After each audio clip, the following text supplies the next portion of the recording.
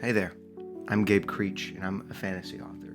Today I'm going to read you a chapter from my most recent book. You don't need to do anything, just get comfortable.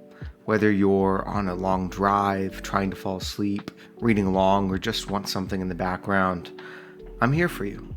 I'll be reading one chapter at a time, with no big sound effects, no ads, no rush, just a cozy story. So grab a blanket, maybe a warm drink, and let's get into it. Gellin liked to think he was better than this, but honestly, he'd half wished the steak had gotten to him first. Would have saved him a lot of running. At Camp Tabanoki, Gellin quickly came to hate the torch. The damn thing weighed nothing, but carrying it meant leading. Always from the front, always uphill, always with a sword bouncing uselessly at his hip while 40-some recruits stumbled behind him. A torchbearer, they called it, like it was something noble. He called it humiliating. Perhaps he'd die right there, trudging up another sun-baked hill with the forever flame fluttering overhead and his lungs threatening mutiny. That wouldn't be such a bad way to go. At least then, his grandfather might admit he gave it a real go. Organ failure wasn't exactly glorious, but it might just pass for devotion to the Empire in the right light. But death never came. No matter how sharp the stitch in his side, no matter how slick with sweat his uniform got, no matter how often he cursed, the rocks jabbing up through the sole of his worn boot, his legs just kept moving.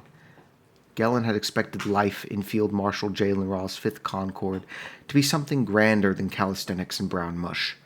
His grandfather's war books had promised cavalry charges and captured lovers, not training hills and self-service red ale. And the officer lounge, gods, sticky floors, sour smell, Quartermaster Huckley grinning like he'd done them all a favor. Not to mention the company was awful. Not one of them knew anything of fine food and drink. On Julep's Day, Huckley was kind enough to bake saffron muffins for the officer corps, but not one of them stopped to consider the interesting flavor pairing. Fat-browed barbarians, all of them. Up ahead, a silver stream cut across the road. He could smell it. Real water, not the boiled horse piss they called broth back at camp. His mouth was a grain field in a rainstorm, dry and cracked, with the world steaming around him. The lance clattered to a stop behind him, a mess of sweat and idle stuttering. Gellin didn't look back. He set his non-torch-bearing hand on his hip and sucked in air. "Shieldling Brightly," he wheezed, "would you be so kind as to fetch me some water?" The scrawny recruit popped up from the pack, barely winded. Of course, the little twig probably liked running. Brightly looked at the stream, then hesitated, staring at his hands. "Yes, shield," Gellin snapped. "Your hands will do just fine." "Yes, sir," Brightly said, dropping to his knees and scooping water with his palms. Then another one wandered forward, a hulking, red-haired brute. Gellin squinted. Speck? Fleck? It didn't matter. Shieldlings all blurred together, the same rough hands and square heads that made them look like nails, forged in a local smithy. The man dipped a tin cup into the stream and drank deep, gulping, letting the water overflow his mouth and spill out the sides. Gellin narrowed his eyes. "Shieldling, why are you out of formation?" The ginger raised his brow, finished his drink, wiped his mouth with the back of his hand like a farmer. "Well," he said, "looked like we were taking a break." Good, he thought. A teaching moment. Gellin's nostrils flared. "Now who gave you permission to rest?" The man looked around at the others, then laughed. One of those long, slow laughs that didn't care who was listening. The rest of them joined in. Even Brightly spilled his handful of water to chuckle. Gellin's fist balled in the folds, and his sweat-soaked tunic, and his knuckles turned white around the unlit torch handle. His face burned, and not from the sun. Thank the gods he was already drenched in sweat. It was bad enough to be laughed at. It would have been even worse if they'd seen him blush. Gellin stomped over to the ginger and slapped the cup from his hand, staring daggers into the man's eyes as the metal clattered to the ground. The laughing ceased. "I asked you a question, soldier," he hissed. He looked shorter before, but now the tree trunk stared down at him. The smile wiped from his face, replaced by a deep, dissatisfied frown. "Didn't realize I need an order to take a drink of water," he said through gritted teeth. There were whispers in the disheveled unit behind. "What's your name?" He looked a little bit like if a thunderstorm learned to scowl. "Roan," he said. "Shieldling Roan." "Well, Shieldling Roan," Gellin sneered, "if you can't follow an order, perhaps you'd prefer to carry the torch instead." "I'd rather carry a cow through a swamp." Laughter again, louder this time, even Brightly wheezed behind his hand. Gellin turned, heat rising to his ears, sweat sticking the tunic to his neck. His fingers clenched the torch so hard it creaked. Then the whistle came. Another lance crested the hill, their feet landing in perfect time. Clean uniforms, straight backs, not a single man out of step. They moved like a blade, shining, sharp, effortless. At their head marched Florence, the torchbearer, dark hair to his shoulders, not a strand out of place. No slouch in his posture, no sword bouncing at his hip. He held the practice torch high, steady as a salute. The flameless, rounded practice stump still managing to catch every eye. Gellin's unit naturally moved to the side as Florence's lance jogged past. Florence's perfect white teeth glimmered as he smiled. Somehow, not a lick of sweat was on him. The rest passed without looking. Well, most of them. One recruit turned slightly as they marched, eyeing Gellin's miserable crew and muttering just loud enough to be heard. "Who let the pigs out of the pen?" His comrades chuckled just once, clipped and sharp. Then they disappeared down the slope, sloshing through the stream, leaving Brightly soaked. Silence. The smirks vanished. Brightly looked at his soaked clothing. Roan's jaw flexed, but he said nothing. Even the birds had the decency to stay quiet.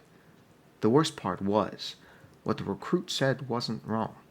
The sweat and the stink, the spattered mud and farm boy chatter, they truly were the Fifth's pigs. They always managed to clamber in behind the rest, battered and beaten. The kind old generals laughed at, the kind fathers never framed. Gellin said nothing. What could he say? His hand trembled slightly on the torch, not from exhaustion, not from rage, from shame. When they finally started marching again, no one spoke. Not one word. No one broke formation. No one laughed. And Gellin, red-faced and silent, hated every single one of them just a little bit more. It was back to the shuffle, back to the sweat, back to the climb, and back to praying for a good death to make his grandfather proud. Exhaustion wasn't so bad, but then again, he didn't really know exhaustion. Not yet. "Welcome to the parade, men," Line Captain Dagon bellowed at Gellin's 7th training lance as they trickled back into the yard. "Took you fat-bellied pigs long enough. Now form up." Gellin huffed and stepped into position, planting himself at the front of the formation with his training torch held high. Of all the peasant ranks, line captains were the worst. They didn't understand their place in the world. Training camp was the one time they were allowed to bark orders at officers, and they didn't hold back. Never mind that Dagon had probably grown up shoveling horse shit and praying for grain. The gods had created house sigils for a reason, and Gellin couldn't understand why the Emperor chose to defy that order here, of all places. Did they seriously expect him to take orders from a peasant? Still, he followed. He learned quickly on the first day, if you didn't do what Line Captain Dagon said, life got miserable fast, and Gellin's life was already miserable enough. Hands behind his back, Dagon inched down the line, looking each soldier up and down as he went. His heels clicked as he stopped in front of a bald kid with sunken eyes. "Son, what's wrong with your face?" Dagon boomed. The boy blinked wildly, opening his mouth to speak, but only a croak came out. What's your name, Shielding? He looked concerned as he grabbed the name tag sewn into his brown linen shirt. Tallis Hammond, is it? Dagon glanced back up at the recruit, waiting for a response. Yes, sir. Hammond, you look like you'd rattle. What? I'm not sure we can risk you falling over. You collapse into a billion little bones, son, giving away our position. I won't, sir. Hammond's expression was still blank, but some of the other recruits were smiling. Line Captain Dagon shot them all a deadly glance, wiping the smile right off their faces. Why couldn't Gellin do that? Was he just not scary enough? Bones, can you even carry a shield? Dagon finally said. Yes, sir. Dagon crossed his arms and sucked his teeth. Torchbearer Gellin, mind tossing me a shield? Gellin sighed as he broke formation, walking over to the rack of metal-plated wooden shields, roughly the size of Hammond's whole body. He lifted the shield in line, veins bulging from his neck, as he strained to carry it from across the field. Boots scratched across the packed dirt, kicking rocks as he shuffled, step by step, back to Dagon. Here, he said, tossing the shield down with a thunk. Now, Bone Boy, pick it up. Line Captain didn't even look at Gellin. He just gestured to the shield and continued down the line. What a square-headed prick, Gellin thought, stomping back to his position. He was already tired from a long run. While he faced his lance, Dagon continued rattling off insults and criticisms about everyone. He made Roan drink piss from his metal cup for his unauthorized canteen. Little Brightly had to balance on one leg to prove the wind would knock over his flimsy frame. Bone Boy Hammond struggled the whole time to pick up a shield, bringing a bright red gleam to his face, making him look somewhat less like a corpse. Dagon eventually made his way all the way down to Weston, the giant. The Goliath farmhand stood at nearly 7 feet tall. There wasn't a uniform in his size, so the breeches ended up at his shins, and the shirt at his belly button. Line Captain Dagon let out a coarse laugh when he finally reached him. I've been waiting a long time to get to you, Weston.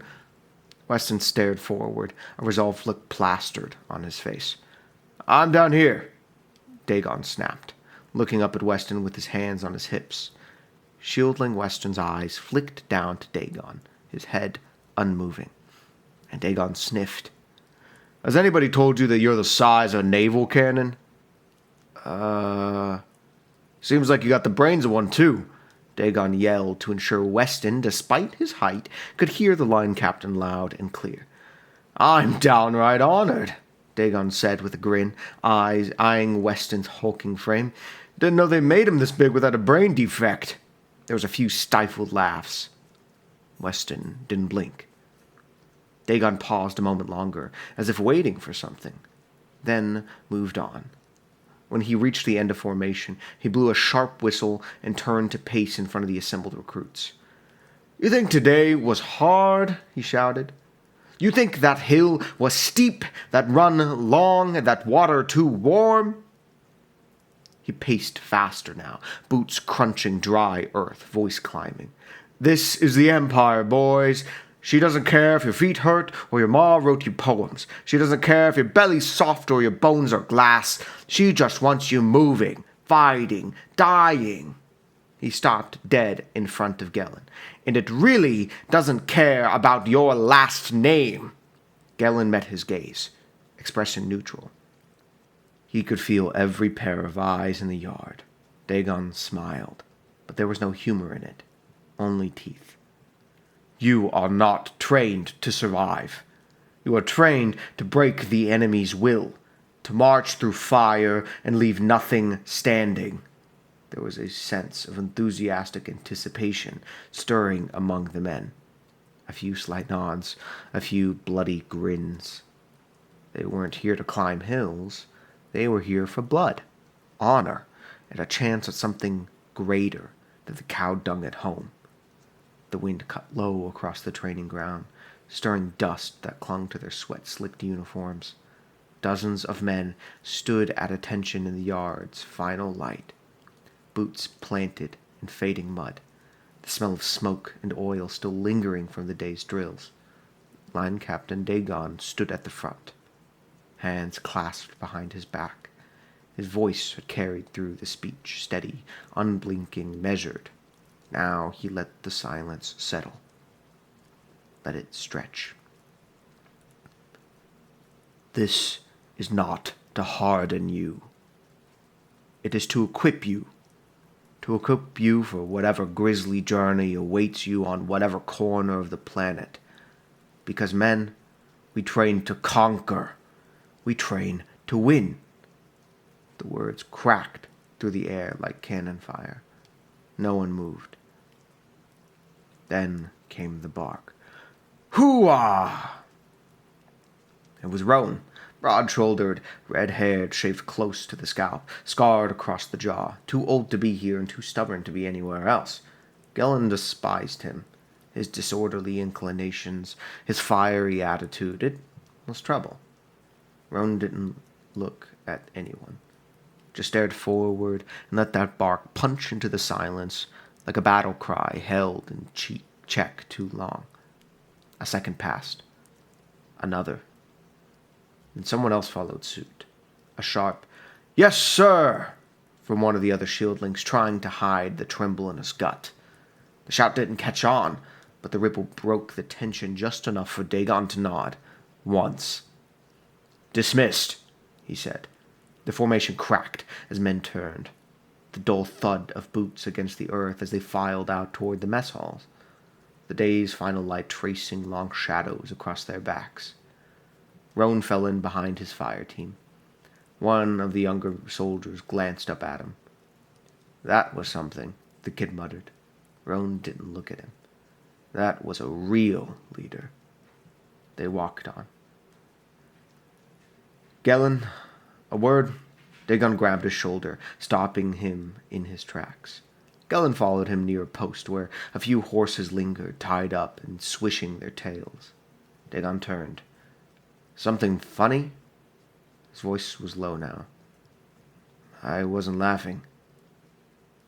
He had been smiling the whole time his men got torn down, but that wasn't the same. At least he'd buried it. "Right." The line captain's hands went to his belt. Not threatening, just resting.